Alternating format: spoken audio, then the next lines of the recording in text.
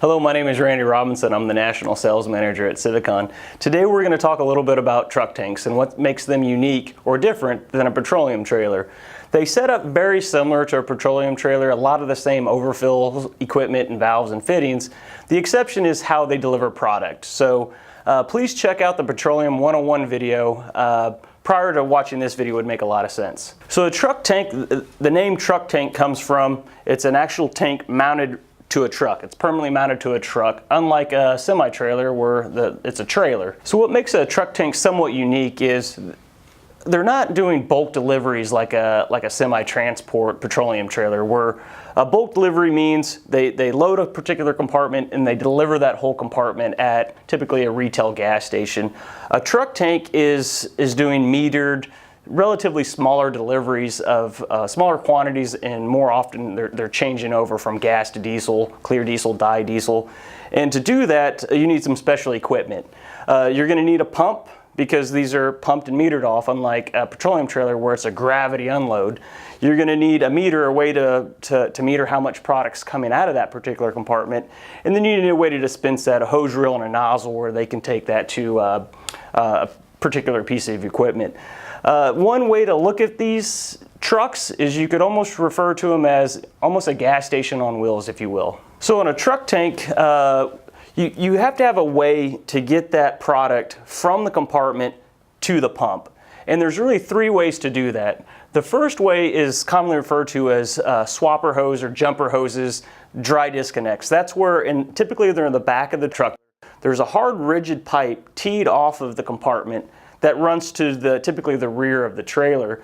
And what the operator has to do is take a piece of flex pipe, flex hose if you will, connect into the compartment line, and then connect that to the pump line so he's able to dispense the product. The second type of way to get the product from the compartment to the pump is with a manual manifold. You'll see these where it's a fabricated, you'll see butterfly valves, ball valves. It's a series of manual valves that they open and close to channel the product to the pump. And then the third, the final way to do it is with an air-operated manifold. So the air-operated manifold, what it does is it takes a lot of that human air out of there, and it really cleans up the process of switching from one product to the next. So the air-operated manifold uses an air control panel where the operator selects which product he wants out of what compartment, and it automatically funnels that product to the pump. Okay, let's take a minute to take a closer look at the manifold and some of the features to these air-operated manifolds. The first thing I'll point out is this demonstration is set up not necessarily like you'd see on the truck tank. The manifold air control panels are typically mounted in the back or wherever your hose reels are located. So keep that in mind when we're walking through this demonstration. So the manifold consists of this is a dual manifold, so this has a diesel bank, which is commonly referred to as the front side or the side closest to the APIs. And then you have your gasoline bank, which is the side furthest from the APIs. And what that does is that separates the dissimilar products, say gas and diesel.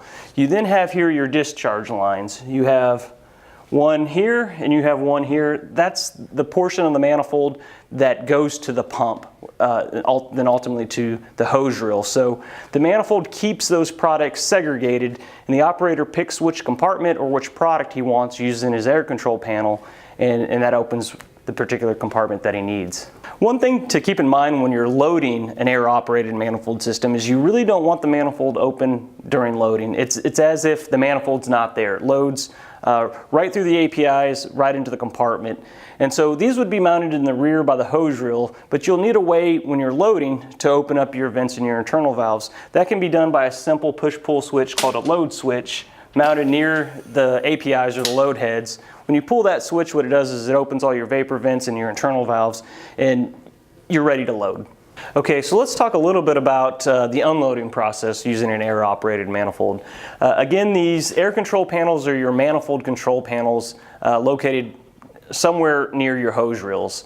So what you do when you unload, you pull your master, and what your master switch does is it goes up and makes sure your vapor vents are open, and it gives you a pop-up indicator here. For this example, we're going to say that this is our diesel compartment or diesel bank, and we're going to say this is our gasoline bank. So what I'm going to do here is I'm going to open up compartment number 1, and I'm not sure if you can see there, but there's a visual pop-up indicator on the diesel number 1 compartment.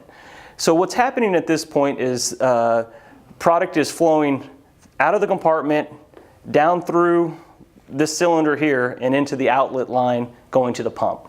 So these air-operated manifolds, the Civacon control system has some built-in air logic into the controls that helps the driver, prevents the driver from making some mistakes during the delivery process. If you notice here, I'm going to open compartment 1 on the diesel side.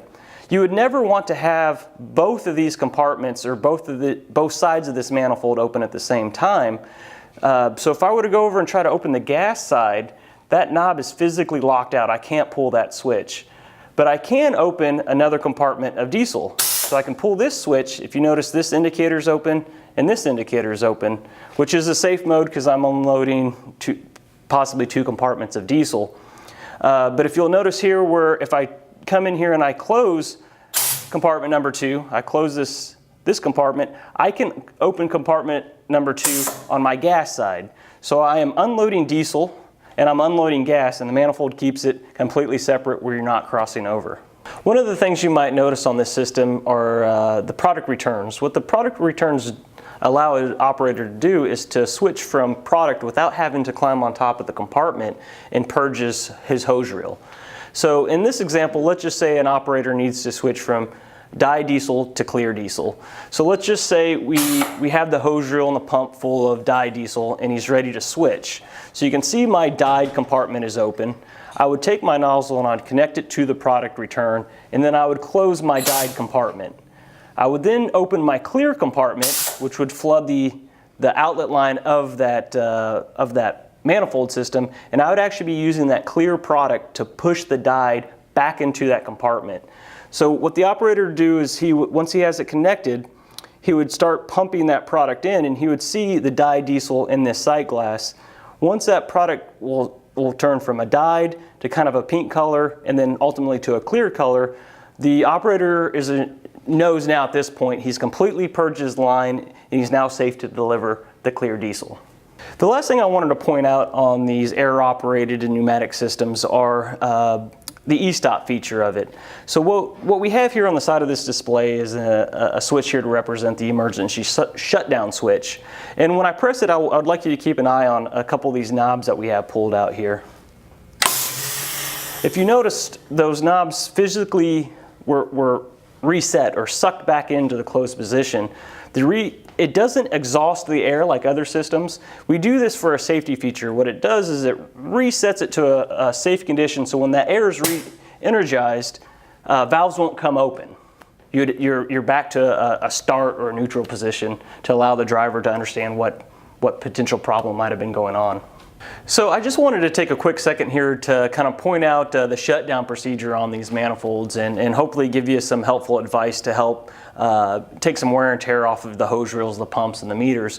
When you shut down your manifold, when that pump and that PTO is on and running, you don't want to close your manifold. You want to shut the pump off first and allow that pump to cycle down, and that it gives that back pressure somewhere to go, where it goes back into the compartment and out through the vapor vents. If you were to close the compartment, then close or shut down the pump, you run a risk of storing pressure from the lower section of that manifold, and that just adds wear and tear to your hose and really any seals within that system.